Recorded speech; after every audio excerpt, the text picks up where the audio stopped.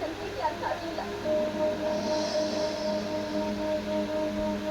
ನೋಡಿ, ಈ ನನ್ನ ಕುತ್ತಿಗೆ ತಾಳಿ ಕಟ್ಟಿರ್ಬೋದು, ಆದ್ರೆ ನಾನು ಇಷ್ಟಪಟ್ಟಿರೋದು, ನನ್ನ ಮನಸ್ಸಲ್ಲಿ ಗಂಡ ಸ್ಥಾನದಲ್ಲಿ ಕೂತಿರೋದು ನನ್ನ ಹೇಮಂತ್.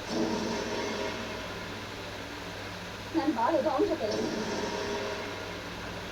ಇವತ್ತು ನಮ್ಮ ತಂದೆ ನಮ್ಮಿಬ್ಬರನ್ನ ಬೇರೆ ಮಾಡಿರ್ಬೋದು, ಆದ್ರೆ ನಮ್ಮ ಪ್ರೀತಿನ ಬೇರೆ ಮಾಡೋಕ್ ಸಾಧ್ಯನೇ ಇಲ್ಲ.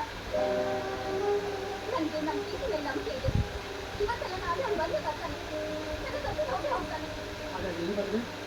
ನನ್ನ ದೃಷ್ಟಿಲಿ ನನ್ನ ತಂದೆಯಿಂದ ನನಗೆ ಸಿಕ್ಕಿರೋ ಸ್ವಾತಂತ್ರ್ಯ. ಇಷ್ಟೆಲ್ಲ ಆದ್ಮೇಲೂ ನಿನ್ನನ್ನು ಫೋರ್ಸ್ ಮಾಡ್ತಾ